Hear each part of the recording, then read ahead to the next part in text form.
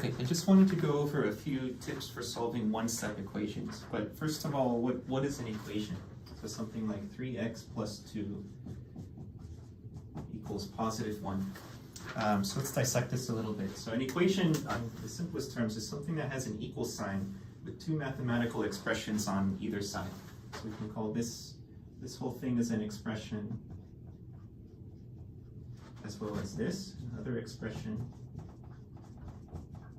So an expression, just like a verbal expression, just a mathematical statement. So it could just be a single number, like the number 1. It could be some combination of operations, also with a variable. So we have x here, called a variable, meaning that it's kind of like a placeholder. It's just a label that stands for something that we could replace with something. So this expression on the left side, its actual value will depend on the value of this variable, so it varies.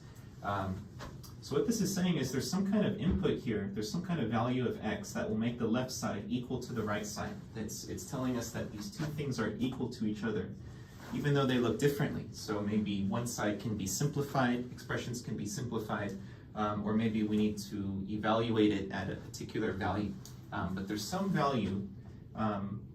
We can assume that's true because we're saying that this is equal. There's some equations that are set up that maybe are not true, but let's assume there's some value that if we plug in, that will make the left side equal to positive 1. Well, how do we find out what that value is? Then that's where algebra comes in. So we won't solve this one. This one would actually take 2 steps, but there's some series of algebraic maneuvers, so some series of transformations that we can do. I'll just say this is the algebra. We can do it one step at a time, and we'll end up, so what does it mean to solve an equation? It means to find out what this value is, move everything to the other side, and you should end up with just your variable equal to some single number. In this case, it would be negative 1/3. So this would be our solution. You can always check a solution. If you're given a solution to an equation, you can see if it really is a solution or not. If you go in, replace the variable with this number, so in this case it would be negative 1/3, and you can see, well, is 3 times negative 1/3 plus 2 equal to 1? You would find that, yes, that is true. So that makes it a solution. Let's say if you plugged in something and you got like 3 equals 2, or something like that, 3 equals 1, something that's not true. That would not be a solution. So luckily in the language of mathematics, we only allow true expressions. We can only speak the truth here. We only allow what is true. But let's look at one-step equations. So how do we solve? I said that there's some algebra that's involved here. The goal ultimately is to get everything that's not your variable over to the other side of the equation. So for example, and we'll see 2 different methods, either using addition, subtraction, or multiplication and division. Let's say we have negative 4 plus b equals negative 5. In this case, our variable is the letter b. So again, just a placeholder. It can be anything. So our goal is to solve for b. I want to just get b equal to something, and I have this minus 4 on the left side. So I really just want to move it to the other side.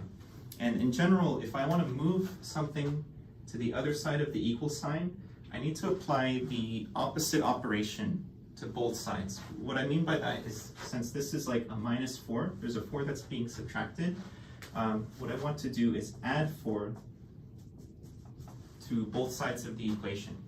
I'm going to do it to both sides. What I'm using here technically is the addition property of equality.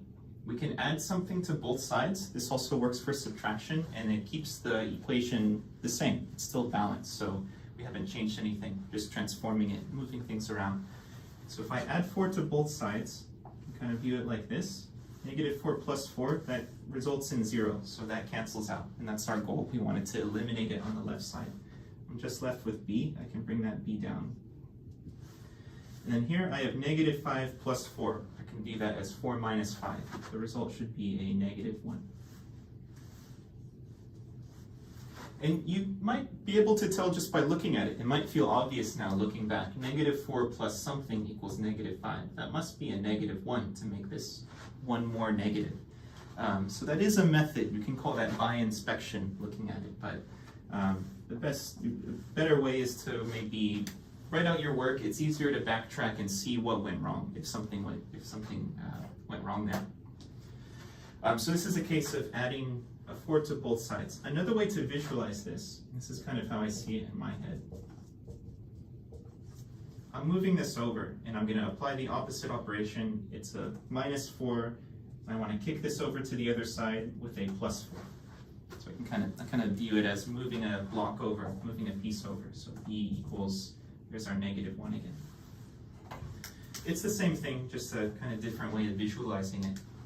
If you want to add or subtract the same thing on both sides, or kind of view it as moving over with the opposite operation. Let's do that's slightly different. Squeeze it in here. So this one is x plus 5 equals 7.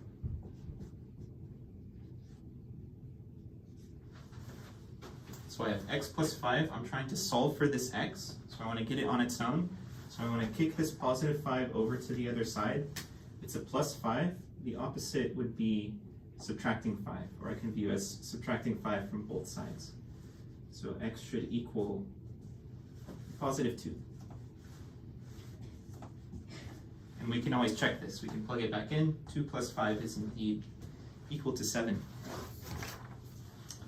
Okay, we can have our variable on either side of the equation. So just another example. I had something like 5 equals y minus 7. So I have my variable on the right side. I can just solve it and keep it on the right side. There's nothing necessarily wrong with having it on one side or the other. It's kind of a common aesthetic practice to have our variable on the left side, but we can keep it on the right side if we want to, especially if that makes things a little bit easier. So let's keep this y here. I have a -7, and I want it to go to the left side. I'll view it this way. Let's add 7 to both sides. +7 plus 7. Cancels on the right side. 9, 10, 11, 12. I get +12 equals y. Or if we really want to, another thing we can do with equations is just mirror them. It is like a mirror. If 12 equals y, I could say y equals 12. If you feel better having it on the left side. So this is using what's called the addition and subtraction property of equality. We either added or subtracted some number on both sides. Because some number was added or subtracted to our variable, so we canceled it by doing the opposite operation. And this works also for multiplication. So let's add another section using the multiplication property of equality. Or division. You count these together. So for instance, if I had something like 3x equals 33. So this time I have a 3 that's being multiplied by the variable. And I want to get this 3 over to the other side. For these, we either added or subtracted because that's what was happening to the variable. That was the opposite operation. Here we have a multiplication on x, so we can cancel this 3 by dividing. Division would be the opposite operation to multiplication. So I'll divide both sides by 3. It'll cancel on the left side. And then 33 divided by 3 is +11. Our 3 goes into 33 11 times. So in a similar way to what I did there, we can view it also like this. Like we're moving that over by dividing by 3. Doing the opposite operation.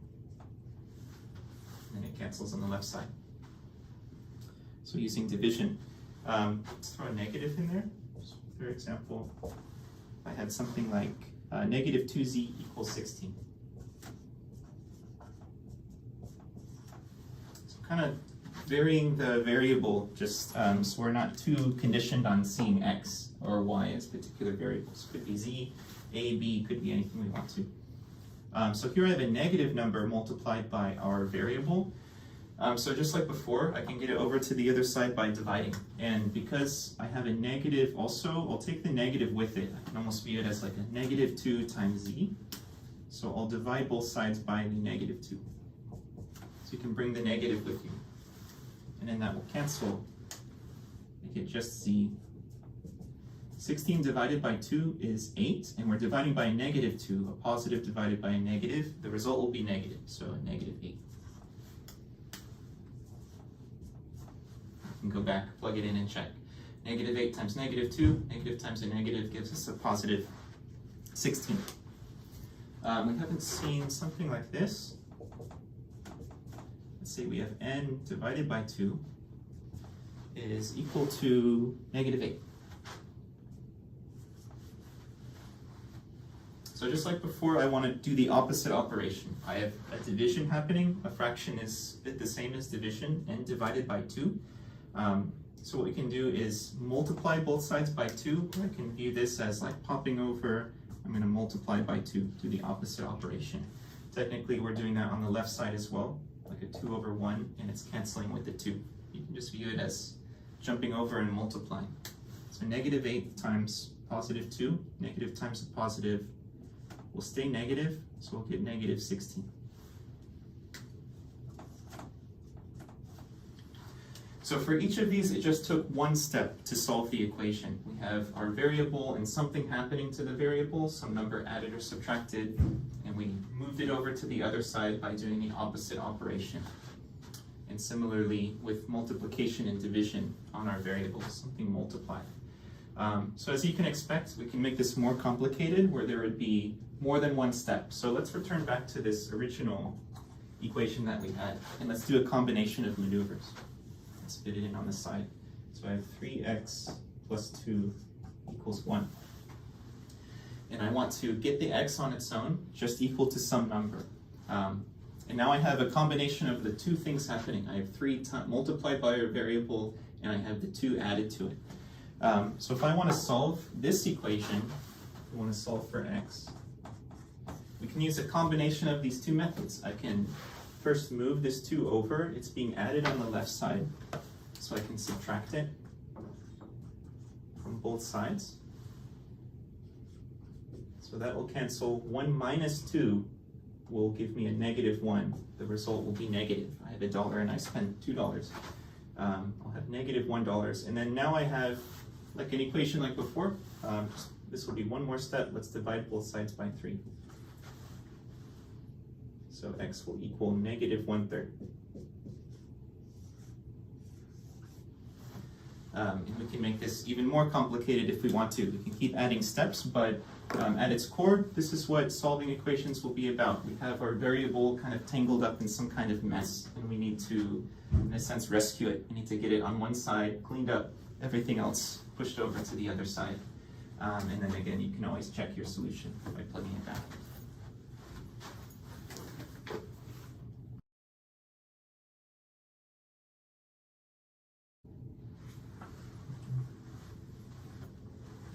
Okay, negative numbers can be pretty tricky to work with and can cause a lot of issues, so I wanted to make a video on a few examples on adding and subtracting and multiplying and dividing with negative numbers. So for instance, let's say we end up in this situation, like 4 plus negative 3. I'm going to put it in parentheses like that. So we're adding a negative number to a positive number. Well, this can be reduced to just simple subtraction. This is the same thing as saying 4 minus 3, which is a positive 1. So most likely you would see it already kind of reduced like this, but oftentimes we can end up in a situation like this if we're, say, plugging in a number to an equation, like replacing a variable with a negative number. We might end up with something like this, plus a negative. So plus a negative reduces down to just a simple subtraction. Okay, so let's say we want to subtract a negative number. So 4 minus negative 3. This is kind of like a double negative. If you see a double subtraction like this, minus negative, I was taught to make this a plus positive. We can reduce this to just 4 plus 3. So if you see this double negative, minus negative, almost like multiplying two negatives together, it will cancel into a positive number. So this will give us a nice positive 7. So let's flip things around a little bit. So that's another example. Let's say if we had something like negative 3 plus 4.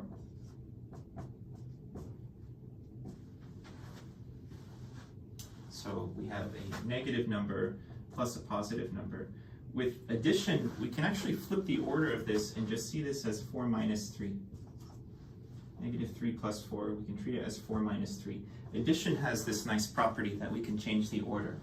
Subtraction does not have that property. It's called being commutative. We can switch the order. So this was actually similar to our first one here. You notice if we flip the order, we can see the same question, 4 plus negative 3.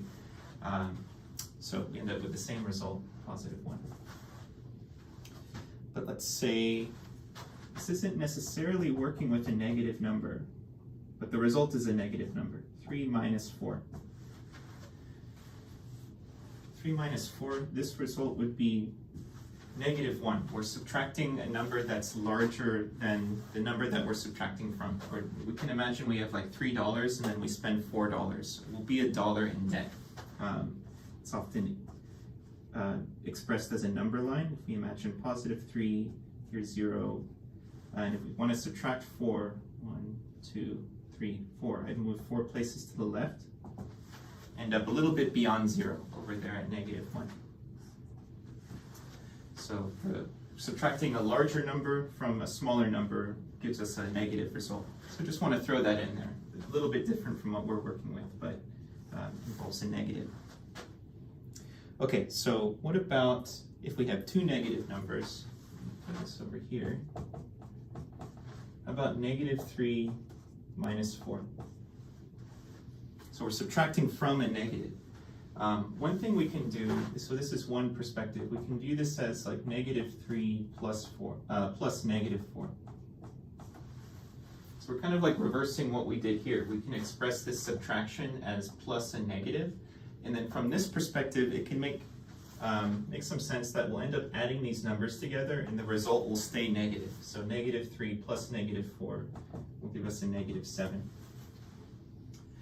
So we're subtracting from a negative. The result stays negative, and it becomes more negative. We can, using the money analogy, like if I'm $3 in debt, I'm at negative 3 in my bank account, and then I spend $4 more, I'm going to be $7 in debt. It's tempting to try to do some kind of subtraction since we see the minus here, but really we can view it as an addition of two negative numbers. We can also use the number line visual too, which can help. If we're over here, let's just call this negative 3, and I'm subtracting 4. If I'm subtracting, I'm going to move to the left on the number line, 1, 2, 3, 4 places. So negative 4, negative 5, negative 6, negative 7. So sometimes the visual approach can be helpful to see it. So, but whichever metaphor sticks, you can go with that. So the result is more negative. Let's do kind of a combination. Let's say we had negative 3 minus negative 4. So we have a negative number, and we're subtracting a negative number, subtracting a negative. So let's combine maybe a few of these rules. We have this double subtraction, minus a negative. That's like what we did here, minus a negative, that will cancel and become positive. We'll work down here. So like negative 3 plus 4, or plus positive 4. Kind of trained to do that. Okay, negative 3 plus 4. I'm combining two numbers. One is negative, one is positive. Starting with the negative number, I can do that like flipping around like what we did here. This is actually the same problem. You can view this as 4 minus 3, which is positive 1. The result will stay positive. 4 is a larger number than 3, so we're still in the positive range. If this was like negative 8 plus 4, let's just look at that as an example too.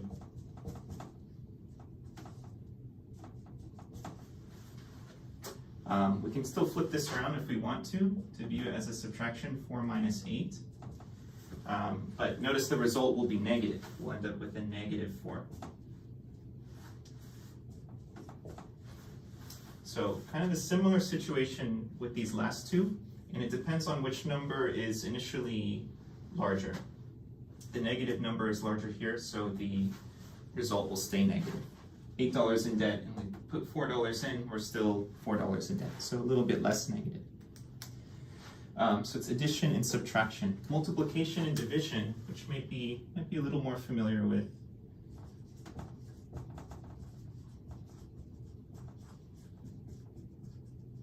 Let's just go through a few examples. So let's start with multiplication. So we're multiplying two numbers together. If they're both positive, probably most used to this, the result will stay positive. Like 1, positive 1 times positive 1, the result is positive 1. If one of these is negative, so we can have two different situations. The first number could be negative, negative 1 times positive 1, or the second number could be negative, positive 1 times negative 1. Either way, the result will be negative. These are both going to be equal to negative 1. So if only one of them is negative, if you have one negative, one positive, the result is negative. The third case would be if they're both negative, negative 1 times negative 1. Similar to with subtracting a negative, this double negative cancels and becomes a positive 1, plus 1. So if they're both negative in multiplication, we get a positive. If they're both positive, we keep the positive. And if one of them is negative and one is positive, the result is a negative. So this can be little things like this. It's easy to forget or to lose a negative, so it can cause some errors in your mathematics as the problems get larger and larger. So it can feel simple, but it's easy to make a small mistake with these. So multiplication, the rules for division are actually exactly the same, but let's just go through those two. So positive over a positive, like positive 1 over positive 1, the result will be positive. So that's the same thing as this one. If they're both negative, a negative over a negative, negative 1 over a negative 1. And I'm doing my division representing it like a fraction, but we could use the division sign too. So if they're both negative, they'll cancel to become positive, positive 1. And then similarly to here, if only one is negative and one is positive, the result will be negative. So that can look like either 1 divided by negative 1 or negative 1 divided by 1. Either way, the result will be a negative 1. Okay, so just be careful working with negatives. It takes maybe a little while to get used to the rules, and then eventually it can become more second nature.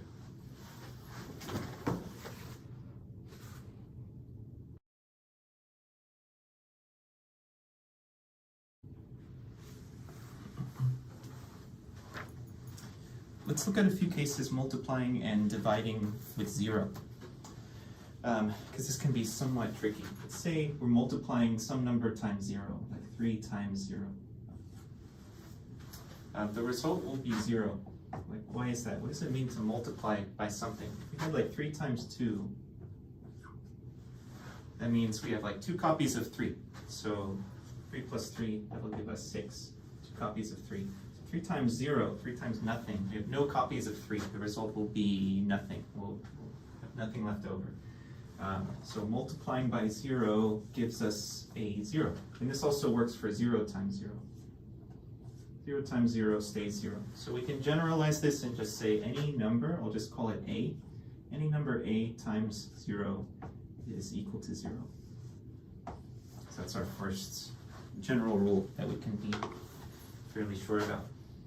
So multiplication. Division, it can be a little bit more tricky. If we're dividing, and I'm going to write this as a fraction, so like 0 divided by 3.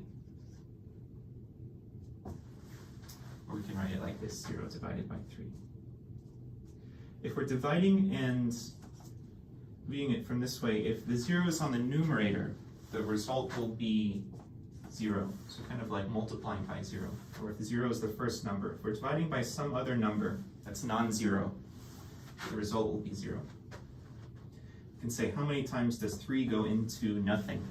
No times. There's no amount of times that 3 goes into nothing. So we can generalize like before and say 0 divided by any particular number is equal to 0 as long as a is not equal to 0. So I have to add this little caveat. We might explore why that is the case. So if we do have a 0 on the denominator, and let's take a case where the numerator is not 0. Like if we had 3 divided by 0. You may have learned that dividing by 0 is like not allowed. And if you type it into your calculator, you'll get some kind of error, undefined domain error, something like that. So we'll generally just say that this is undefined. Typically, we try to avoid dividing by 0 at any cost. But what does it mean, undefined? In a sense, it's almost like infinity.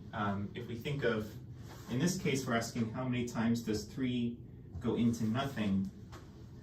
No times. We can view it like how many times, or how much nothing can we fit into 3? How many times does nothing go into 3? It's almost like an unlimited amount. It's like we can keep putting nothing more and more into the 3. Just kind of using loose metaphors here. But we'll just say that this is undefined. So if you see the 0 in the denominator, if it's in the numerator, it's okay. The result will be 0. If it's in the denominator, the result will be undefined. So that's true. We can say if any number a over 0, the result will be undefined. Again, similar statement here, as long as a is not equal to 0. I'm going to add that in there too. Because the case that I'm kind of referring to here is if we had 0 divided by 0. With multiplication, 0 times 0, that was all right. We got a nice 0. Here, we run into the issue immediately of having a 0 in the denominator, but there's also a 0 in the numerator. So is it undefined? Is it equal to 1? Do these cancel out and just give us a positive 1? I'm just going to say it depends on who you ask. For now, I'll say this is indeterminate.